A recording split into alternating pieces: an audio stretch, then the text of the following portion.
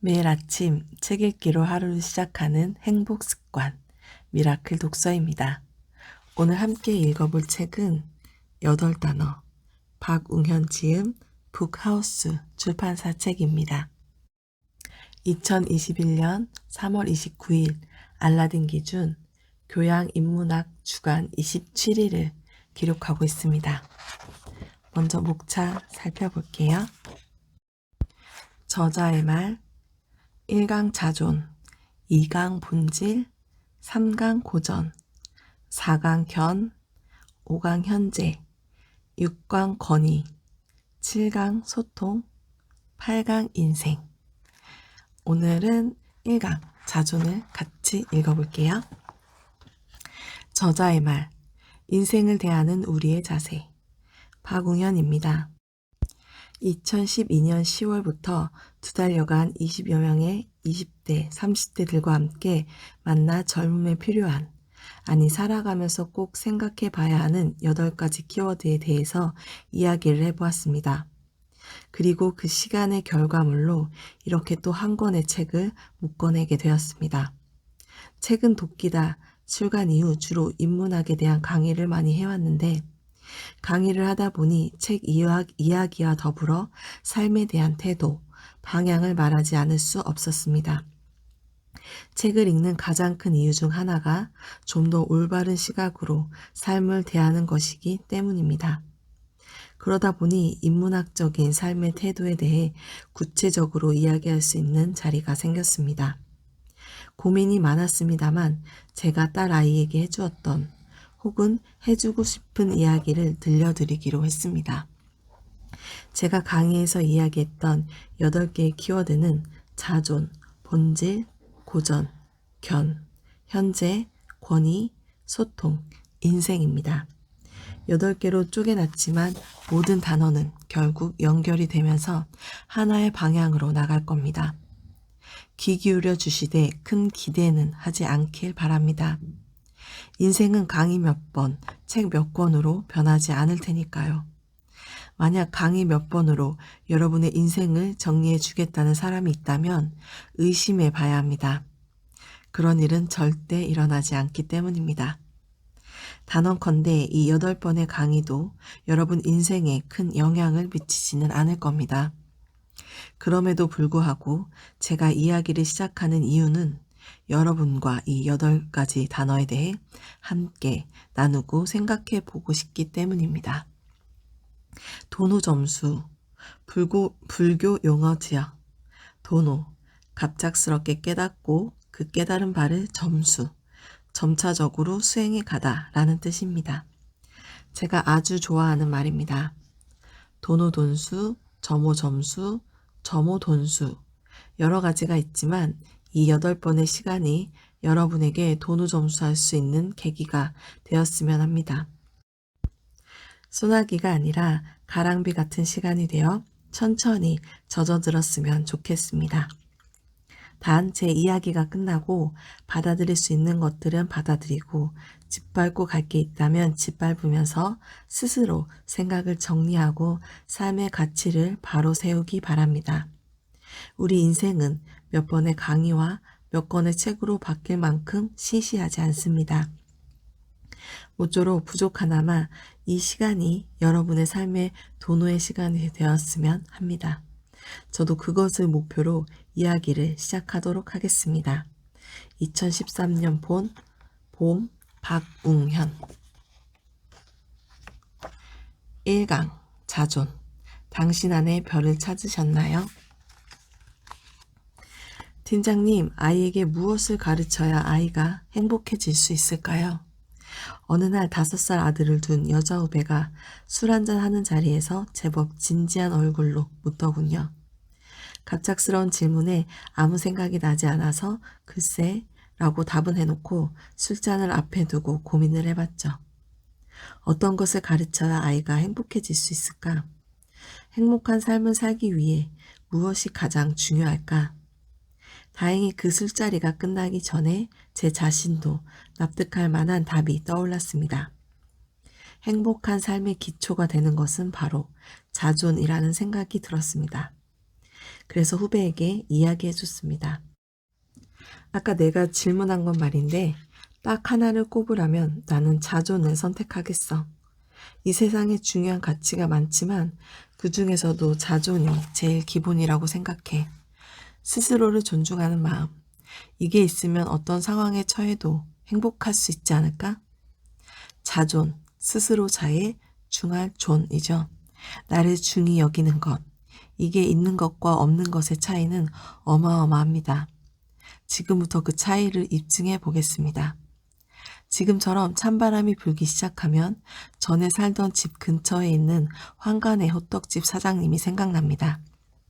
한 개에 500원, 2,000원에 5개 주는데 아주 맛있어요. 이곳 사장님의 표정은 언제나 예외 없이 정말 좋았습니다. 자기 일을 정말 좋아서 열심히 한다는 느낌이었습니다. 어서 오세요 라는 이 첫 마디부터 활기가 넘쳤죠. 손님이 많든 적든 늘 한결같이 말입니다. 저는 그 얼굴이 좋았습니다. 추운 겨울에 호떡을 구우면서 그런 표정 짓기 쉽지 않을 겁니다. 그런데 그 사장님은 자기 일에 만족하는 게 보였습니다.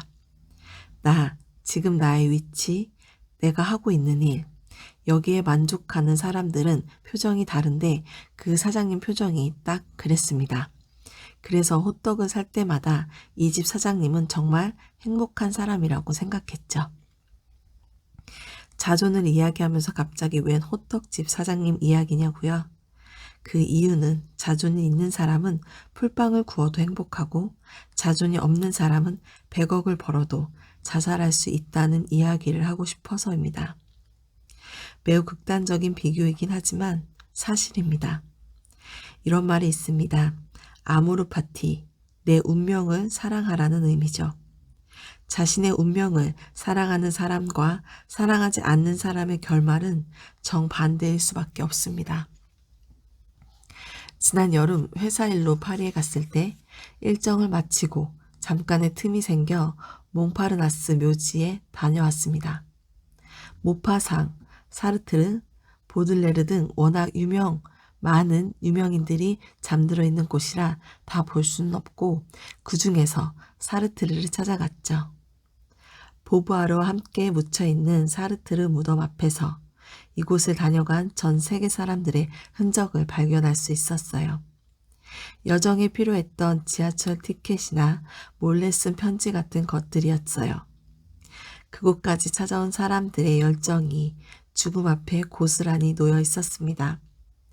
삶과 죽음이 공존하고 있는 경이로운 풍경 앞을 서성이다 저의 책은 도끼다에 나의 어린 스승이라고 언급했던 후배 이원흥에게 사르트르 묘지 사진과 함께 메시지를 보냈습니다. 메멘토 모리라고. 죽음을 기억하라는 뜻의 라틴어입니다. 서양의 명화 중에는 해골이 있는 그림이 꽤 많습니다. 메멘토 모리, 삶과 동시에 죽음을 기억하자는 것이죠. 이 메시지를 받은 나이 어린 스승은 바로 아모르 파티라고 답장을 보내왔습니다. 메멘토 모리와 아모르 파티, 죽음을 기억하라와 운명을 사랑하라는 죽음과 삶이라는 상반된 의미의 조합이지만 결국 같은 방향을 바라봅니다. 내가 언젠가 죽을 것이니 살아있는 지금 이 순간을 소중히 하라는 것이고, 그러니 지금 내가 처한 너의 운명을 사랑하라는 것이죠. 저는 이런 태도가 자존 같습니다. 어떤 위치에 있건 어떤 운명이건 스스로 자기 자신을 존중하는 것. 사실 많은 사람들이 자존을 말합니다. 그런데 진짜 자존을 지키며 사는 사람들은 드뭅니다. 도대체 이 자존이라는 마음가짐을 갖는 것이 왜 그렇게 어려울까요? 나의 기준점은 어디에 있는가? 자존감을 가지는데 가장 방해가 되는 요인은 아마 우리 교육이 아닐까 싶습니다. 우리나라 교육은 아이들 각자가 가지고 있는 것에 기준을 두고 그것을 끄집어내기보다 기준점을 바깥에 찍죠. 명문 중학교, 특목고, 좋은 대학, 좋은 직장, 엄친아, 엄친 딸을 따라가는 게 우리 교육입니다. 다시 말해 판단의 기준점이 나가 아니라 엄마 친구의 아들과 딸이란 말입니다. 이건 마치 고소영에게 너는 왜 김태희처럼 생기지 않느냐고 하는 것과 같아요. 고소영은 김태희가 아니죠. 고소영의 매력은 고소영일 때 있는 겁니다. 박웅현의 매력도 박웅현일 때 있는 것이지 제 어머니 친구분의 아들을 따라한다고 나오지 않습니다. 그런데 무턱대고 친구의 아들, 딸처럼 되라고 하니 우리 각자 개인의 아모르 파티는 어쩌라는 겁니까? 이렇게 교육받는 우리는 다름을 두려워해요. 기준점이 되는 누군가와 다른 내 모습을 상상하지 못합니다. 다 같이 몰려가는 대열에 합류하지 못하면 불안해합니다. 저마다 생김새도 다르고 위치도 다르고 삶의 지향점도 다른데 똑같이 살아야 마음이 편해요. 다른 사람은 어떻게 사는지 나도 저 사람과 발 맞추고 있는지 끊임없이 눈치를 보고 뒤돌아봅니다. 말 그대로 각자의 인생인데 뚜벅뚜벅 내 길을 걸어가야 하는 게 용납이 되지 않아요. 그렇게 교육을 받아온 겁니다. 생각해 보세요. 우리는 나의 자존을 찾는 것보다는 바깥의 눈치를 보는 것이 습관이 되어 있지는 않은지. 한 재미교포 후배의 이야기를 해드릴게요. 이 친구가 처음 한국에 왔을 때 고국에 온 감상을 물었더니 무섭다고 하더군요. 이유를 궁금해하니 사람들이 다 똑같은 모습을 하고 있어서 그렇대요. 사람들이 비슷한 헤어스타일을 하고 비슷한 스타일의 옷을 입고 대부분의 여자들은 당시 한창 유행하던 부츠를 신고 가는 걸 보고 있자니 마치 어떤 세트에서 나온 사람들 같아서 겁이 난다는 이야기였습니다. 저도 비슷한 경험이 있기에 그 친구가 느낀 두려움이 지나친 생각이라고 치부할 수는 없었습니다. 저는 어느 대기업 주차장에 들어섰다가 순간적으로 공포를 느꼈던 경험이 있습니다. 큰 기업은 임원이 50명이 넘는데요. 상무급 임원에게는 똑같은 차가 지급됩니다. 같은 직급인데 누구는 A라는 차를 주고 누구는 B라는 차를 줄 수가 없는 거죠.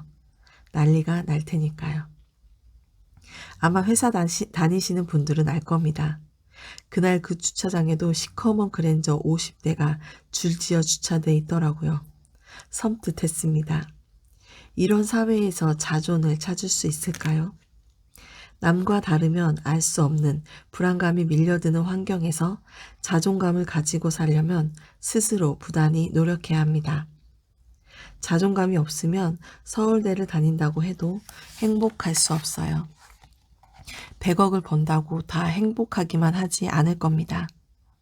중요한 건 얼마나 좋은 학벌을 가지고 있느냐, 얼마나 많은 돈을 버느냐가 아닙니다.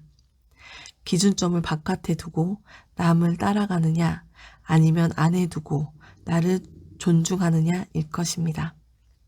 1998년 제가 여러 집에 이롭게 쓰일 책을 썼는데요. 나는 뉴욕을 질투한다 라는 책입니다. 1996년에 좋은 기회로 2년간 뉴욕에서 공부를 하고 온 뒤에 쓴 책인데 가격도 적당하고 두께도 얇아서 냄비 받침으로 아주 딱이었죠. 아마 지금도 몇몇 지인들의 집에서 냄비 받침으로 제 역할을 잘하고 있을 겁니다. 다음은 제가 그 책에 썼던 내용입니다. 여자는 꼭 여자답게 걸어야 하는가? 만약 오른쪽 왼쪽을 구분하는 기능의 뇌가 따로 있다면 나는 분명 그 부분을 송산당한 사람이다. 특별히 신경을 쓰지 않는 한 운전하다가 오른쪽으로 가라고 하면 어김없이 왼쪽으로 가고 왼쪽으로 가라고 하면 어김없이 오른쪽으로 방향을 잡는다. 그래서 집사람은 오른쪽 왼쪽이 아니라 밥 먹는 손 쪽, 밥 먹지 않는 손 쪽이라는 보다 손쉬운 지침을 이용하지만 그것도 그리 큰 도움이 되지는 않는다. 오른쪽 왼쪽뿐 아니다.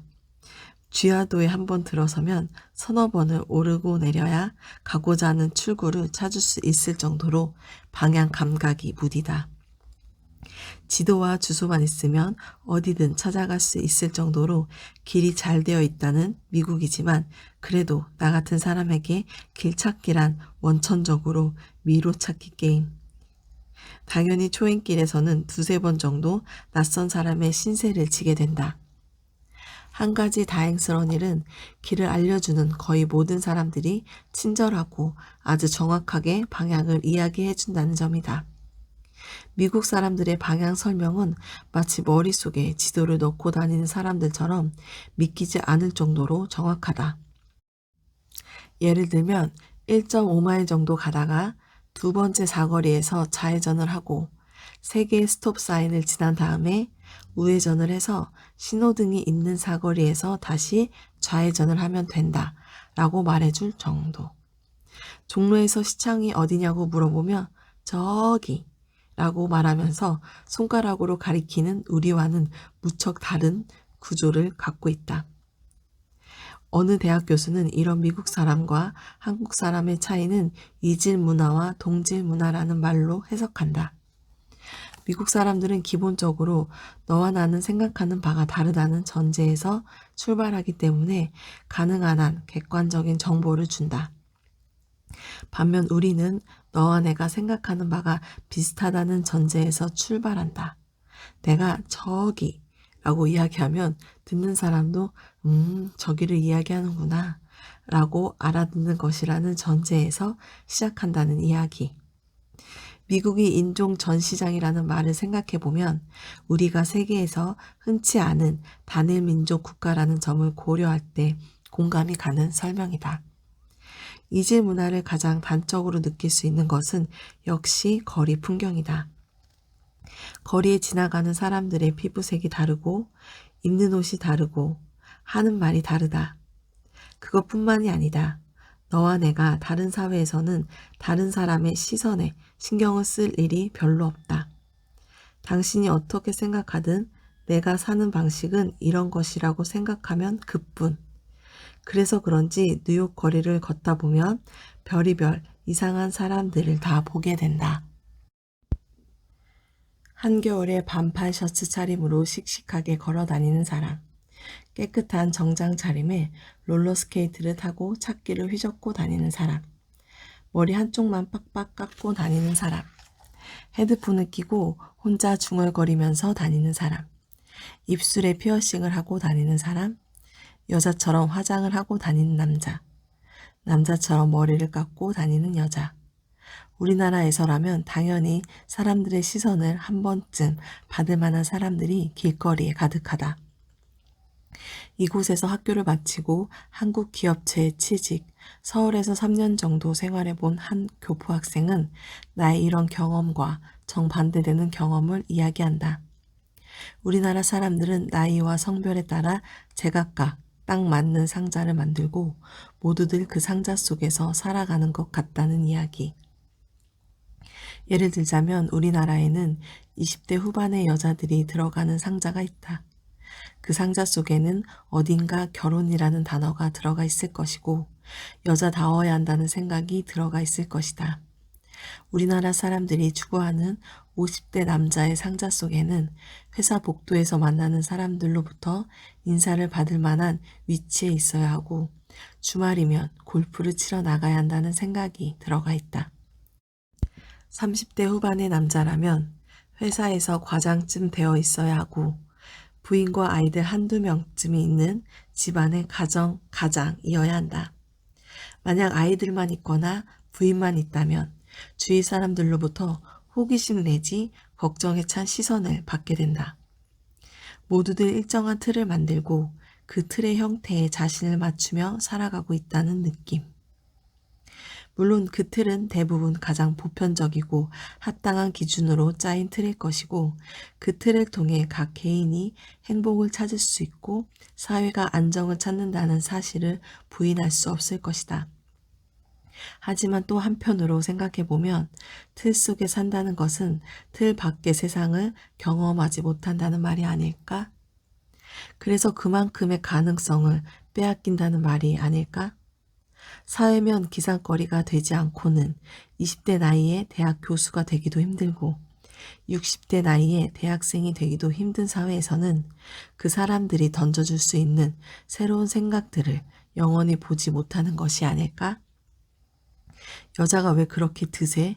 라는 말이 심심찮게 들리는 사회는 그 사회의 인적 자원의 절반이 가질 수 있는 힘을 포기해버리는 것이 아닐까? 가끔은 틀을 벗어난 생각을 해볼 필요가 있을 것 같다. 성공한 사람들은 꼭 승용차 뒷좌석에 앉아야 하는가? 대학생은 꼭 20대여야 하는가? 윗사람은 꼭 권위를 지켜야만 하는가? 여자는 꼭 여자답게 걸어야 하는가? 지금이라고 그 상자가 없을까요? 아니죠. 우리는 아직도 각자의 상자에서 살고 있습니다. 20대가 살아야 할 상자, 30대가 살아야 할 상자, 40대가 살아야 할 상자. 그 상자의 바깥으로 벗어나면 매년 명절마다 고문을 당하고 주변 사람들로부터 측은하다는 이야기를 듣고 실패한 인생이라고 손가락질 받죠. 다른 것을 인정하지 못하는 현실에서 자존을 싹트기란 여간 어려운 게 아닙니다. 미국 이야기가 나온 김에 미국과 한국 두 나라에서 교육받은 분의 경험을 들어봅시다. 얼마 전 한 신문사 칼럼을 쓰기 위해 세계적인 설치 미술 작가 서도우 씨를 인터뷰했어요. 여러 문답이 오갔는데 그중 창의성의 관점에서 한국과 미국의 두 문화를 비교해보면 어떻느냐고 물었어요. 서도우 씨는 이런 이야기를 하더군요. 리즈디에서의 처음 수업이 사진 1이었어요. 기초 사진 강의로 첫 수업을 시작할 줄 알았는데 종이에 크레용을 나눠주면서 2명씩 짝을 지어 뭘 하든 제주껏 커뮤니케이션을 하라는 거예요. 단 말을 하면 안 된다는 조건으로요. 제 짝은 화가 나서 종이를 바닥에 놓고 밟는 퍼포먼스를 했고 저는 구멍을 뚫은 뒤 뒷장에 그림을 그렸습니다. 사진 수업이라고 하기에는 아주 신선하고 충격적이었죠. 나중에 선생님 말씀이 우리는 시각 언어로 사람들과 소통하는 사람이라서 그렇게 했다는 거예요. 그런 수업이 뇌를 말랑말랑하게 마사지 해준다고 말하고 싶어요. 한국에서 수업을 할 때는 조교가 출석 체크를 한 뒤 선생님이 와서 학생들의 그림을 보고 여기 좀 지워봐, 눌러봐, 살려봐 라고 하면 네 선생님 하면서 하라는 대로 하고 검토를 받는 식이었죠. 결국 창의적인 사람을 만드는 건 교육의 문제라는 생각을 하게 됐습니다. 결국 그는 미국 교육은 내 안에 있는 것은 무엇인가를 궁금해한다면 한국 교육은 내 안에 무엇을 넣어야 할 것인가를 고민하는 것이 가장 큰 차이라고 했습니다. 바깥에 기준점을 세워놓고 맞추는 것이 아니라 사람 안에 있는 고유의 무엇을 끌어내는 교육을 이야기한 것이죠. 제가 뉴욕에서 공부할 때 느낀 것도 마찬가지였습니다. 교수들은 학생들에게 무언가를 집어넣으려 하지 않고 뽑아내려고 애썼습니다. 36세 사회생활을 하던 아저씨가 책상에 앉아 처음으로 디자인을 배우는데 쭈뼛댈 틈도 없이 교수의 칭찬이 쏟아졌습니다. 저뿐만이 아니라 모든 학생들이 해온 숙제를 벽에 쭉 붙여놓고 좋은 점을 끊임없이 이야기하는 교수는 마치 칭찬을 하지 못해 안달난 사람 같아 보이기도 했습니다. 게다가 그 뒤에는 왜 좋았는지 제출한 제품에 대해 해석해주고 자세히 설명을 해줬습니다. 그리고 학생이 부연 설명을 하면 그 말을 복돋워 주더군요. 그러니 학생들은 과제를 하면서 늘 신이 났고 서로 앞자리에 앉으려고 할 수밖에요. 그런데 우리 교육은 과연 어떤가요? 내 안에 있는 걸 존중하게 해주는 교육이었을까요? 그렇지 않죠. 우리는 늘 우리에게 없는 것에 대해 지적받고 그것을 가져야 한다고 교육받아왔어요. 칭찬은 자존감을 키워주는데 가진 것에 대한 칭찬이 아닌 갖지 못한 것에 대한 질타는 눈치를 자라게 합니다. 중심점을 바깥에 놓고 눈치 보며 바깥을 살핍니다. 자존은 중심점을 안에 찍고 그것을 향해 나아가는 겁니다. 얼마 전 광고회사 CD인 후배가 다른 회사로 가기 위해 면접을 앞두고 찾아왔습니다. 면접을 보러 가야 하는데 무척 떨린다며 반짝 긴장한 모습이었습니다. 저는 마음가짐을 바꾸라고 충고해 줬습니다. 회사가 너를 면접하는 동시에 너 또한 그 회사를 면접해야 해. 회사가 날 위해 뭘 해줄 수 있는지, 너라는 그릇을 수용할 수 있는 회사인지 알아야 하지 않아? 너를 채용하는 건 회사에서 은혜를 베푸는 게 아니지. 회사는 사람이 필요하고 사람도 회사가 필요한 거니까. 물론 수요와 공급의 입장에서 회사가 강자의 위치에 있지만 그래도 거기서 이겨내기 위해서는 너의 주장을 가지고 가야 해. 라고 말입니다. 또 다른 예를 들어볼게요. 제가 일하고 있는 광고회사 TBWA의 주니어 보드라는 프로그램이 있습니다. 광고에 관심 있는 대학생들을 대상으로 하는 예비 광고인 실무 참여 프로그램으로 1년에 2번 기회가 주어집니다. 업계에서 꽤 유명한 프로그램인데 능력이 좋은 친구들이 정말 많이 지원을 해서 들어오기가 무척 어렵습니다. 그런데 한 번은 제가 어딘가에서 강연을 하고 나오는 길에 젊은 친구가 씩씩하게 다가오더니 주니어 보드에 지원했다며 인사를 하더군요. 그러고는 아주 당당하게 TBWA에서는 어떤 사람을 원합니까? 이렇게 물어요. 그래서 대답했습니다. TBWA가 어떤 사람을 원하는지 묻지 말고 네가 가지고 있는 걸 보여달라고요. 바깥이 아니라 안에 점을 찍으라는 이야기였죠. 만약 저라면 주니어 보드가 되기 위해 작년 시험 문제에서 방향을 찾지 않을 거예요. 제가 가진 걸 보여주고 주목을 받으려고 노력할 거예요. 사회는 점점 이런 방향으로 변하고 있어요. 그래야만 하고요. 그렇게 변하는데 우리들의 한 발 한 발이 다 기여할 거라고 믿어요. 그러니 바깥이 아닌 안에 점을 찍고 나의 자존을 먼저 세우세요. 자신 없다는 분도 있을 겁니다. 과연 내가 자존을 이야기하고 내 주장을 펼칠 만큼 대단한 사람인가 불안해지겠죠. 저도 그러니까요. 그런데 말이죠. 우리는 우리가 생각하는 것보다 힘이 세고 단단한 사람들입니다. 내 마음속의 점들을 연결하면 별이 된다. 정신과 전문의 정혜신 박사는 모든 사람은 완벽하게 불완전하다라는 말을 했습니다. 맞습니다. 완벽한 인간은 없어요. 우리나라 최고 기업의 총수, 최고 대학의 총장, 대통령까지도 완벽한 사람은 없습니다. 모두 불완전해요. 다만 그들의 직책이나 직위 때문에 완벽해 보일 뿐이죠. 그들은 완전한 면만 부각이 되는데 대부분의 사람들은 불완전한 면만 두드러져 보이기 때문에 차이가 나 보이는 것 뿐입니다. 누구나 단점은 많습니다. 저도 그렇고요. 하지만 세상에 태어나 살아남은 유기체들인데 어떻게 단점만 있겠습니까? 분명히 장점도 있죠. 그러니 내가 가진 장점을 보고 인정해 줘야 합니다. 제가 좋아하는 부사, 그럼에도 불구하고 나를 존중해야 하는 것이죠. 단점을 인정하되 그것이 나를 지배하지 않게 해야 합니다. 그러니 못났다고 외로워하지도 마세요. 모든 인간은 다 못났고 완벽하게 불완전하니까. 존경하는 교수님, 부모님들도 지키지 못하는 약속이 수두룩하고 결심했다가 깨기를 반복하는 사람입니다. 자꾸 실수하고 조금 모자란 것 같아도 본인을 믿으세요. 실수했다고 포기하지 마시고 도노한 다음 점수하면 됩니다. 그러면 인생의 새로운 문이 열리게 되어 있습니다. 믿기 어려울 수도 있는데 이 이야기를 입증해 줄 한 사람을 소개할까 합니다. 사학자 간판권 씨, 그가 주인공입니다. 그는 CBS 정혜윤 PD의 책 여행 혹은 여행처럼에서 그가 만난 이들 중 한 사람인데요. 오늘 이야기할 자전과 꼭 들어맞는 분이라 책에서 발췌해 소개하려고 합니다. 우선 강판권 씨는 나무열전이라는 책을 쓴 나무 박사님입니다.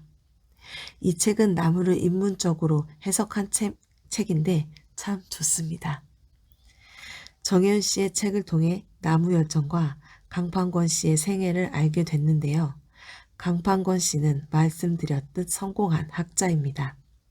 지금부터 성공하기까지 그의 삶을 따라가 보겠습니다. 강판권 씨는 초등학교 때 추운 겨울이면 오전에 수업하고 오후에는 학생들이 나무를 해다가 난로를 떼면서 학교를 다녀야 했던 경상도의 어느 깡촌에 살았다고 합니다. 새벽에 지게를 지고 나무를 하러 다녔고 4km 정도를 걸어 다니며 실업계인 종합고등학교에 진학했습니다. 그리고 계명대 사학과에 들어갑니다. 사학의 뜻이 있어서가 아니라 원서를 낼 때 사학과 줄이 제일 짧았기 때문이었습니다. 사학에 원대한 꿈이 있었던 게 아닌지라 공부에 썩 재미있지 않았다고 합니다. 대학 때 그가 빠져있던 것은 클래식 음악이었다고 합니다. 사실 그 시절 그에게 음악이라면 트로트가 최고였을 때였는데 논일 할 때 논 가운데에 막대기를 꽂고 라디오를 틀어놓고 유행가를 들으며 일을 하곤 했답니다. 그런데 어느 날 큰형이 축음기를 사왔는데 같이 가지고 온 유행가수 LP 몇 장 사이에 베토벤의 음반이 한 장 껴있던 겁니다. 남진, 태진아만 알던 그가 클래식에 빠지게 된 순간입니다. 그 후에 강판권 씨는 오케스트라 동아리에 들어가 음대 소강당에서 클래식 음악을 들었대요. 클래식 음악이 그렇게 좋았답니다. 공부보다 음악이 좋았던 그는 기자가 되고 싶었지만 지방대 사학과 출신의 언론 고시생은 번번이 낙방을 하고 맙니다. 그는 결국 다른 곳에 취직을 하기로 하는데 그조차 마음대로 되지 않았습니다. 그리고 정말 어쩔 수 없어서 그의 말대로라면 죽지 못해 대학원에 진학을 하죠. 대학원에 들어갔으니 학위 논문을 써야 하는데 주제를 양무운동 당시 이홍장의 외교 정책에 대한 것으로 잡았습니다. 하지만 외교 정책과 관련된 논문이라 영어, 프랑스어, 러시아어로 되어 있는 외교 문서를 읽지 않으면 논문을 쓸 수 없었습니다. 한계에 부딪히죠. 자, 보십시오. 우리가 사는 것과 많이 다른가요? 큰 차이가 있습니까? 더 뒤따라가 보겠습니다. 논문을 쓰지 못한 강판권 씨는 주제를 바꾸기로 합니다. 갑자기 본인이 촌놈이라는 게 생각이 났다고 합니다. 촌놈이니 농업에 대해서는 잘할 수 있을 것 같아서 논문 주제를 중국의 농업사로 바꿨답니다. 어때요? 강판권 씨는 여기서부터 이전과 다른 인생을 살기 시작하는 겁니다. 촌놈이라는 것은 자기의 안을 들여다봤기 때문에 발견할 수 있는 것이었습니다.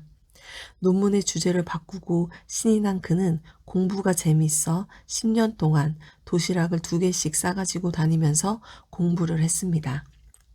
1995년에 주제를 바꾼 논문은 1999년 8월에 마침내 완성됐고 그는 박사 학위를 받습니다. 그렇다면 앞으로 그의 인생은 쉽게 풀렸을까요? 아니었습니다. 공부하는 동안 빚은 쌓였고 대학 교수 자리를 얻는 것도 요원했죠. 중고등학교 교사 자리도 쉽게 나지 않았습니다. 결국 박사학위를 받고도 일을 구하지 못한 그는 1년간 팔공산을 오르며 소설을 쓸까 시를 쓸까 별별 궁리를 다했다고 합니다. 그러던 어느 날 서점에서 신길나무 투쟁기라는 책을 발견합니다. 자신의 전공과 취업에 아무 상관없이 우연히 펼친 책인데 재미있었대요. 그런데 나무라면 나도 라는 생각이 들었답니다. 그리고 다음 날부터 계명대학교 안에 있는 나무부터 공부하기로 마음먹었습니다. 나무 도감을 가지고 다니면서 나무 하나하나를 비교하고 조경을 담당하는 행정직원에게 정보를 얻으면서 계명대의 나무를 다 세고 기록을 합니다. 그리고 나무를 공부한 사학자는 인문적인 나무 이야기, 나무 열정과 공자가 사랑한 나무, 장자가 사랑한 나무 등을 집필하죠. 강판권 씨는 자기 안의 점을 무시하지 않았습니다. 밖에 찍어 놓았던 기준점을 모두 안으로 돌려 자신이 제일 잘할 수 있는 것을 찾아냈고 점을 다시 찍었습니다. 그리고 그 안의 점들을 연결해 하나의 별을 만들어낸 것입니다. 광판권 씨는 지금 계명대 사학과 교수로 재직 중입니다. 만약 이 사람이 서울 강남 한복판에 있는 현대고등학교를 나오고 서울대를 졸업한 사람이라면 농촌에 주목할 수 있었을까요? 나무를 잘 알 수 있었을까요? 현대고, 서울대를 나와서 가기에는 힘든 길이죠. 그러나 그 길이 가기 어려운 길을 강판권 씨는 가고 있어요. 자기가 가지고 있는 걸 봤기 때문이고 자기 길을 무시하지 않은 겁니다. 자신의 길을 무시하지 않는 것, 바로 이게 인생입니다. 그리고 모든 인생마다 기회는 달라요. 왜냐하면 내가 어디에 태어날지, 어떤 환경에서 자랄지 아무도 모르잖아요. 각기 다른 자신의 인생이 있어요. 그러니 기회도 다르겠죠. 그러니까 아모르 파티, 자기 인생을 사랑해야 하는 겁니다. 인생의 정석과 같은 교과서는 없습니다. 열심히 살다 보면 인생에 어떤 점들이 뿌려질 것이고 아무 의미 없어 보이는 그 점들이 어느 순간 연결돼서 별이 되는 거예요. 정해진 빛을 따르려 하지 마세요. 우리에겐 오직 각자의 점과 각자의 별이 있을 뿐입니다. 강판권 씨를 보세요. 자기 자존을 놓지 않고 자기 자신이 가고 있는 것이 무엇인지를 들여다봤어요. 그리고 그걸 놓치지 않았죠. 자신의 별을 만들었어요. 그가 지나한 삶과 싸움에서 이길 수 있었던 유일한 힘은 자존이었다고 생각해요. 그러니 내가 하고 싶은 걸 해야 합니다. 그래야 답이 나오죠. 나는 관심도 없고 잘하지도 못하는데 남들이 다 하니까 기준점을 그쪽에 찍어 놓고 산다면 절대로 답이 나오지 않을 겁니다. 이순신은 물살의 방향을 보고 그것을 이용해 한산대첩에서 승리합니다. 그런데 우리에게도 이순신의 물살이 나타날까요? 인생은 똑같이 반복되지 않습니다. 모든 인생은 전임미답이에요. 인생에 공짜는 없어요. 하지만 어떤 인생이든 어떤 형태가 될지 모르지만 반드시 기회가 찾아옵니다. 그러니 이들처럼 내가 가진 것을 들여다보고 잡아야 합니다. 그리고 준비해야 하죠. 내가 뭘 봐야 하는지, 다른 사람과 어떻게 다른지, 과연 강판권 씨의 농업과 나무가 나에게는 무엇인지 찾아야 합니다. 나만 가질 수 있는 무기 하나쯤을 마련해 놓는 것, 거기서 인생의 승부가 갈리는 겁니다. Be yourself, 너 자신이 되어라. 제가 딸에게 자주 하는 말입니다. 지금 대학생이 된 딸이 어렸을 때는 숫기가 너무 없어서 다른 사람과 말도 잘 못했어요. 그 시절에 딸 아이에게 매일 이야기해줬습니다. Be yourself, 너는 너다. 다른 사람이 되려고 하지 말고 너 자신이 되라고 말이죠. 여러분은 모두 폭탄입니다. 아직 뇌관이 발달되지 않은 폭탄이에요. 뇌관이 발견되는 순간 어마어마한 폭발력을 가질 거라고 믿습니다. 그러니까 즉 자존을 찾고 자신만의 뇌관을 찾으세요. 피크닉을 가면 다른 사람이 앉은 자리에 잔디는 언제나 푸르러 보입니다. 그런데 내 옆에 잔디는 어떻게 된 일인지 늘 듬성듬성한 것 같습니다. 그러나 저편 잔디에 선 사람도 같은 생각을 하고 있을 겁니다. 저쪽에서는 이곳이 빽빽하고 푹신해 보일 거예요. 엄친아라고 고민이 없을까요? 엄친딸이라고 완벽할까요? 듬성듬성할지언정 내가 선 자리에서 답을 찾아야 합니다. 남의 답이 아니라 나의 답을 찾는 사람이 되세요. 다른 것이 틀린 게 아닙니다. 다르다와 틀리다는 다릅니다. 다른 건 다른 거고 틀린 건 틀린 거죠. 너와 내가 생각이 다른 것이지 너와 내 생각이 틀린 것은 아닙니다. 단어부터 똑바로 써야 해요. 말이 사고를 지배해서 어느 틈에 나와 다른 건 틀리다 라고 생각하기 쉽습니다. 앞에 광고도 이런 취지로 만들었는데 별로 성공하지는 못했어요. 하지만 이 캠페인 안에 제가 이 시간에 하고 싶은 말이 다 담겨 있습니다. 자기 기준점을 잡고 살자는 이야기가 고스란히 들어가 있죠. 땅끝 마을 해남에는 신라시대에 세워진 절이 하나 있습니다. 대흥사입니다.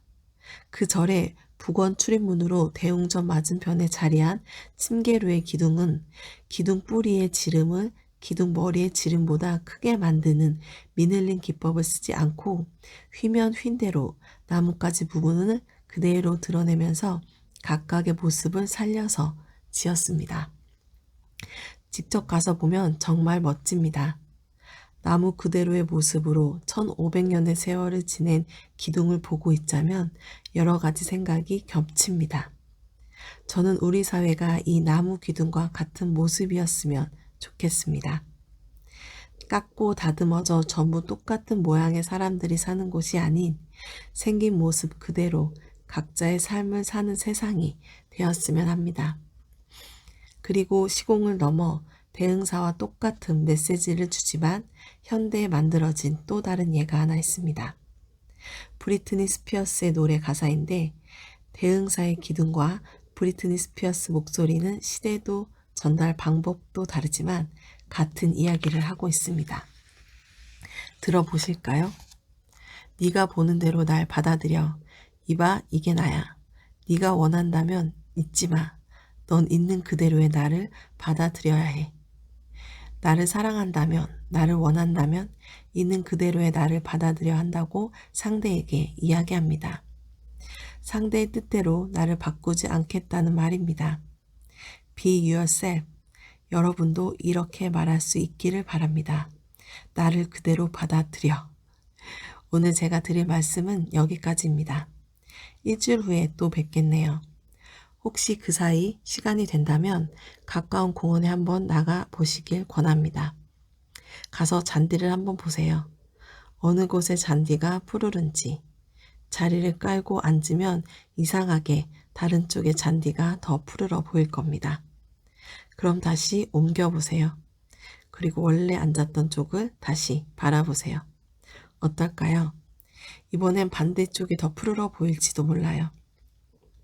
잔디는 늘 우리가 앉아있지 못했던 곳이 더 푸르러 보이죠.